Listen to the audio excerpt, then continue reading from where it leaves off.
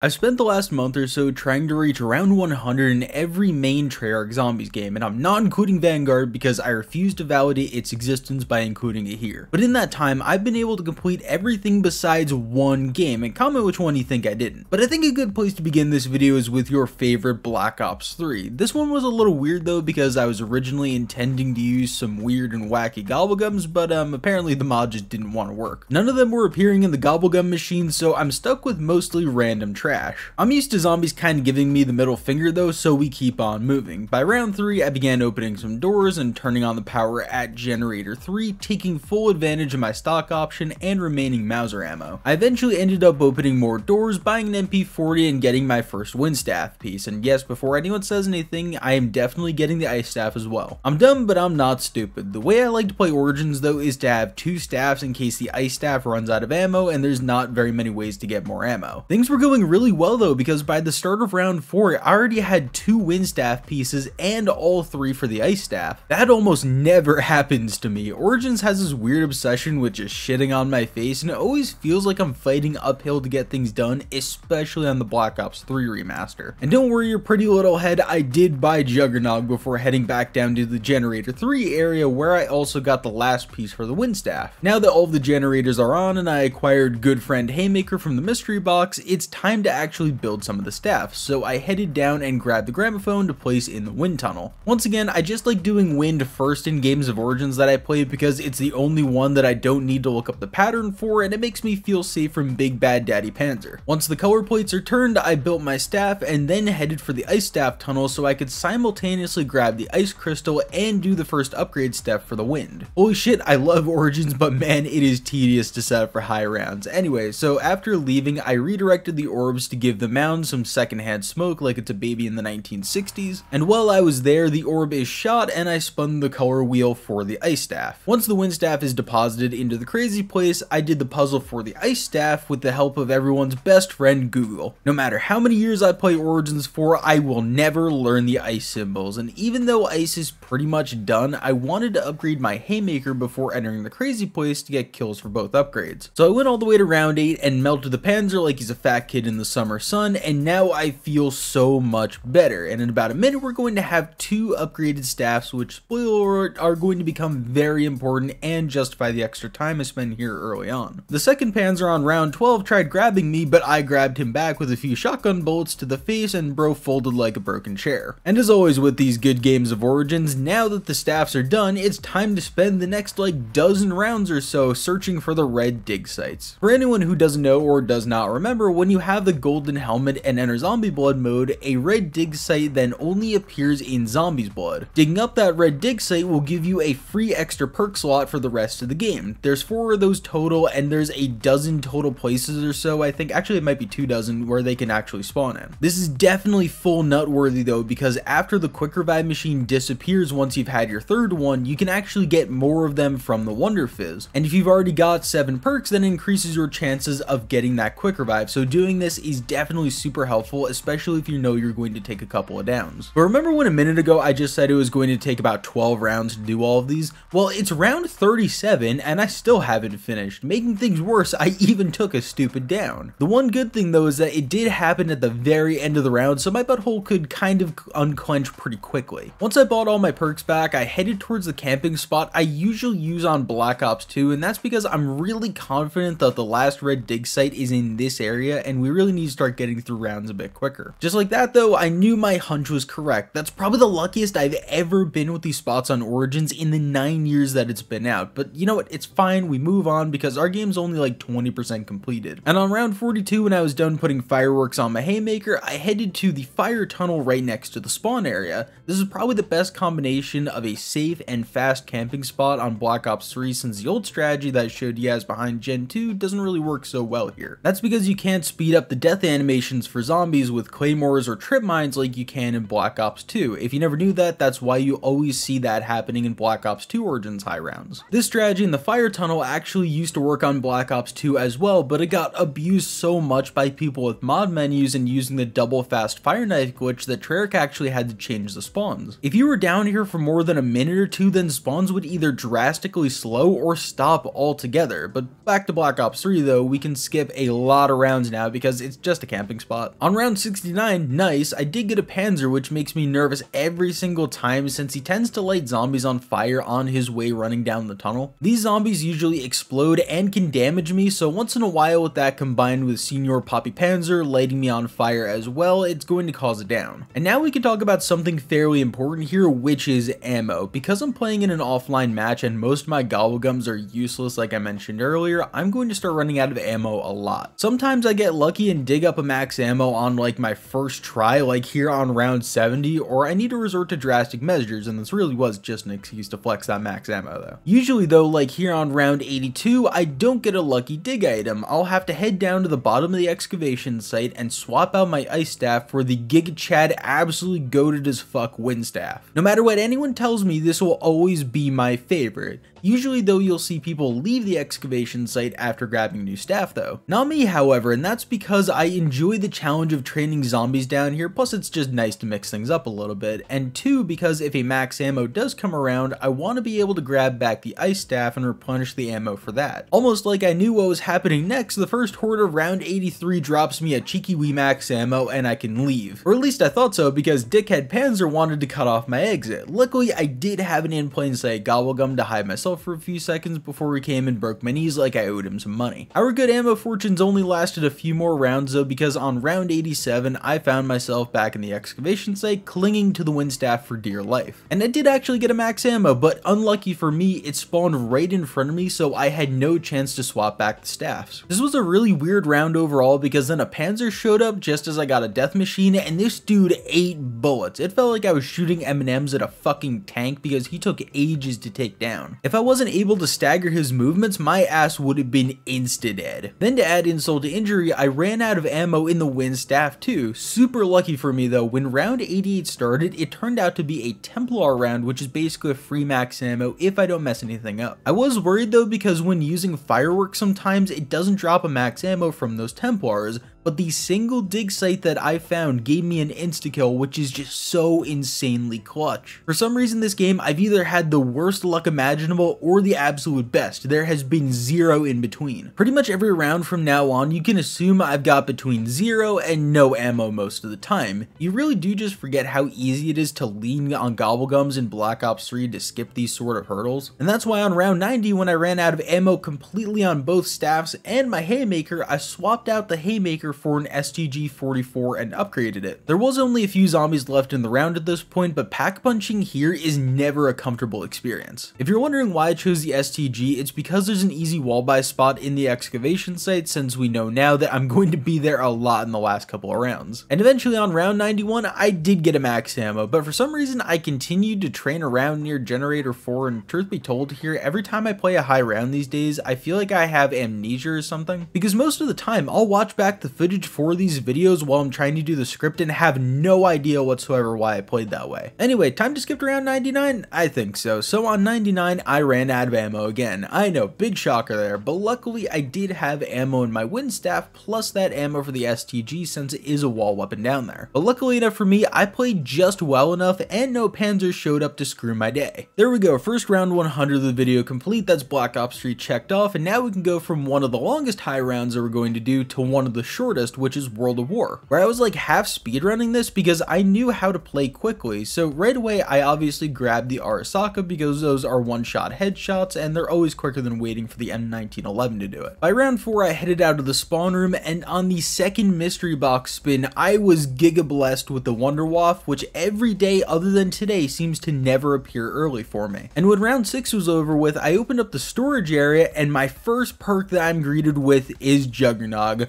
Oh yeah, it means we Thuman time, gamers. That's why for the next few rounds I kept the flogger door closed, because opening it up creates a lot slower spawns that I just don't need in my life right now. So I used the Thompson plus bouncing Bettys to sonic speed through some rounds, but I finally opened the flogger on round 16, which was a Hellhound round, and 17 was my first actual zombie round. My strategy here is to stand on this bridge until a few zombies spawn in, then I run forward, hoarding up a little bit, and ideally using 3 quick shots of the Wonderwaff to end off the the round. Each shot kills 10 zombies and there's only 24 zombies per round, so it's really quite consistent. Most people would use the flogger trap here, but apparently that's slower from what I understand, since as long as you don't waste a lot of ammo, you'll actually always make it to a hellhound round before you run out. I gotta say though, this game was schmovin', and I kinda gained a new appreciation for the movement systems in World of War. If you can figure it out, you can move quick, kinda like you could on Infinite Warfare Zombies before it got patched out, since Infinity Ward are cowards. You could basically CSGO surf in that game for the first couple of weeks, and because, you know, it's Shi no Numa, we're going to begin skipping some rounds, and by some, I do mean a lot. Pretty much every round is the same. It's the zombies equivalent of that Buzz Lightyear meme where they're all, it's just a wall of identical ones. Nothing really ever changes, but spoiler alert here, we did reach round 100, and even though I did pause a lot so the timing isn't super precise, I played quickly enough that I think I was only like a minute and a half or so away from being a top 10 speedrun time in the world. I say I can't be precise because I paused every 5 minutes or so to switch songs or YouTube videos, so there's like a dozen pauses of at least 15 to 20 seconds. So yeah, anyway, 2 games down, let's head to Black Ops 4. I get to play one of my favorite maps ever made. I don't care what anyone says, Ancient Evil slaps harder than a dominatrix, regardless of it being on Black Ops 4. It's basically Origins, but with a better aesthetic and a boss fight where you get to fight an undead flying unicorn. When round 4 ends, I head out of the spawn quickly with my trusty Mog shotgun and go to grab the Sentinel artifact. It's never much of a challenge because these zombies are like bad parents, you just wait for them to die and you'll be fine. For obvious reasons of me being blind and dumb, it takes me ages to find the shield piece I was looking for near the treasuries, and eventually I give up and head to the other side of the map, where immediately I start grabbing pieces for the Pegasus strike because it's the best fucking thing Treyarch has ever added to zombies. I will fight all of you. Excuse my aggression there, but eventually I started the trials for the Blood Gauntlet, where for a minute I forgot the first step was to be trapped in this circle and I almost died. But why are you getting the Blood Gauntlet, you ask? Well, it's because it's just the best for high rounds. There's not too much debate there because it acts like a pseudo monkey bomb and kills zombies forever. So eventually I drank the blood before searching for some coins and entering the last trial area. I love all the different trial areas for the hands on this map, and it just feels a lot better than something like creating the bows on Durazendrock, where no matter which of the bows that you work on, you'll always end the upgrade process in the same place, but Ancient Evil took that just little extra bit and made it great. They all have their own unique places that you finish it off, and it's just really nice.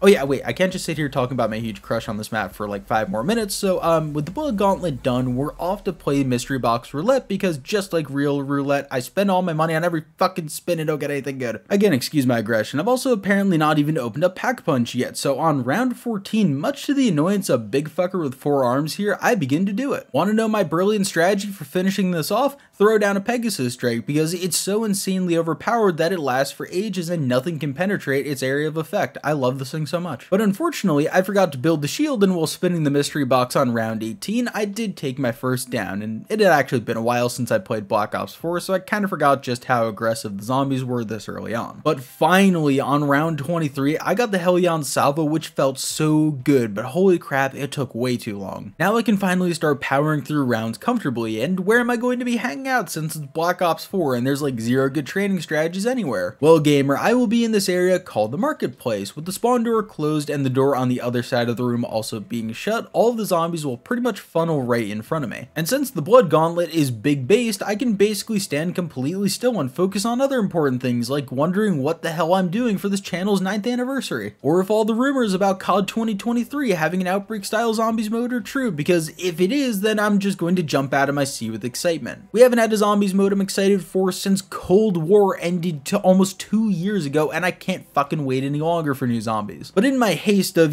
trying to figure all that out, I kind of made an oopsie doopsie, because when you place down the Pegasus strike, you're stuck in place and you're vulnerable for a second or two. And in that time, I got swarmed like I'm a member of BTS, so no more self-revives, and we've got more than like half of the zombies left to get through. Fun. Oh well, you know what, screw it, we've been in worse positions on videos before, and honestly, we're this far into the footage, did you really think I was going to fail Black Ops 4? We're friends, we can be honest with each other here, right? Okay, well, so it does help that Athena does just randomly give you a self-revive back once in a while. See what I mean when I said this map was better than Origins? Origins doesn't give you free shit like that. But now we've got a second chance at life here, and I'm not going to throw that away anytime soon. I learned my lesson, which is something that usually takes me a lot longer than that. But let's skip forward into the 90s, where we're still doing quite well actually, and in order to secure the game 100%, I began using my various ammo elixirs like the Max Ammo one and Alchemical Antithesis. One thing about the Blood Gauntlet is that it doesn't have a lot of ammo. It's got 40 ammo, which is a bit misleading because that's only 13 charge shots since each of them takes up 3. If this thing had the type of ammo that the Ice Staff has, for example, it would 100% be the most broken wonder weapon ever made. But anyway,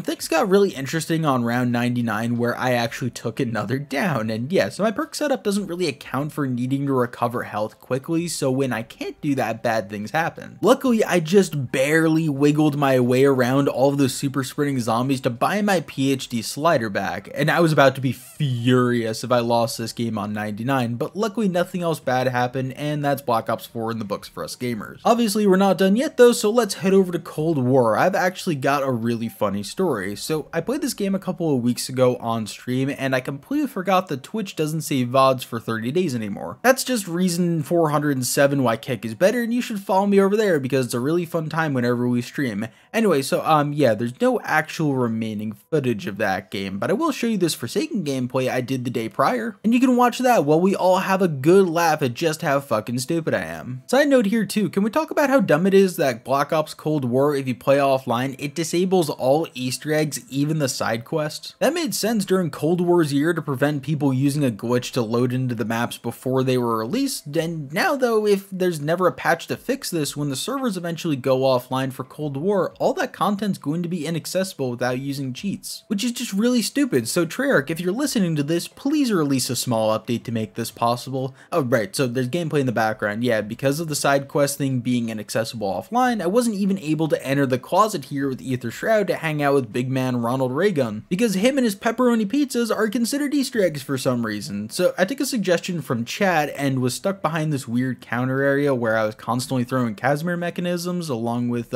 making the fucking Thumpy go burr. I know I keep doing these stupid tangents, but listen, it's worth it. The M79 grenade launcher, aka the Thumpy, has actually become my favorite gun in all of zombies. You can just spam this stupid thing almost infinitely because of constant ammo drops, but it's not completely broken either. Sometimes you will take a down or two, especially if boss zombies all rush you and there's no ring of fire activated. I'm fine with that though, because it makes things a little bit more balanced and makes the ring of fire moments feel so much more satisfying. It's stupid, dumb fun, but explosions just go burr and I fucking love it. But seriously, in a real trust me bro moment here, anyone who's in the live stream knows we reached around 100 by sitting on the roof on the knocked building, making the Thumpy go burr. So that's Cold War. Seriously, trust me on this. We did actually do it. And lastly, we've got Black Ops 2. So anyone who guessed that I wouldn't complete Black Ops 1, you were right. I tried for a few days, but I only have Kino der Toten right now because all my American DLCs don't work with my European Black Ops 1 disc. And Kino's a map I've notoriously struggled with high rounding, so yeah, last map is Mob of the Dead. We started out well, feeding the Flaming Pawpaw on round 3 before wrapping back through the spawn to open up the Warden's office and the laundry room, and look, I've run out of clean clothes and a smell, so I don't care how it gets done. Once those clothes were all clean, I headed down to the docks to show off my fresh ass drip, buy some Juggernog, and feed the dog down there too. Obviously, I also shocked the generators to shut down the electricity to the anime convention across the street, plus I grabbed the shield parts because this is going to be mucho importante. Eventually, I cosplayed as Mason for a little while and entered some numbers, followed by grabbing a few perks, so I've got at least a little bit of protection while completing the last dog head on round 9 near the roof. Only a little bit of butt clenching got me though, so I took my shiny new tomahawk on tour around the map, throwing it at the 5 blue skulls that I needed for the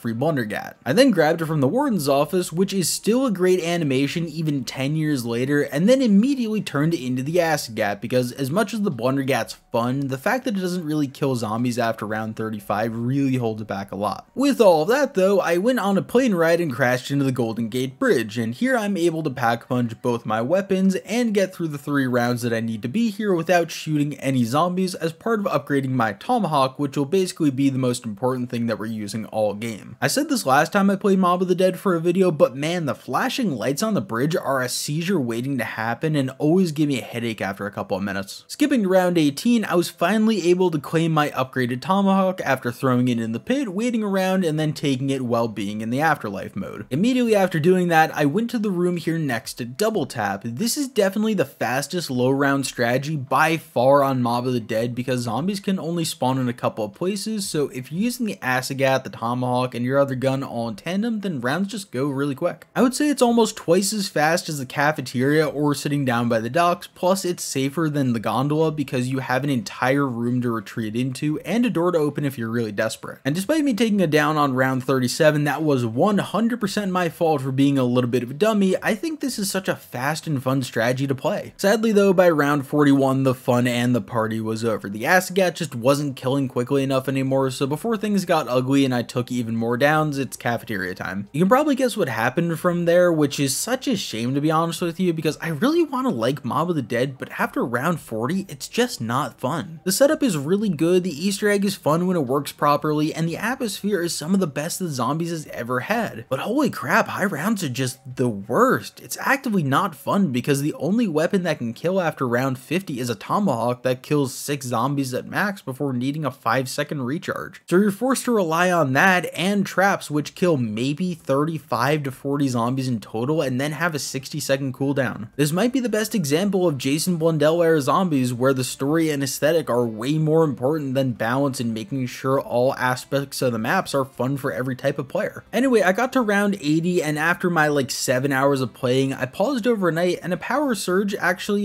turned off my computer and in the game. This video is fucking cursed from start to finish, but I hope you had fun anyway. Now go watch this also cursed video of me trying to reach round 50 on every Call of Duty game in 24 hours. Love you, bye bye.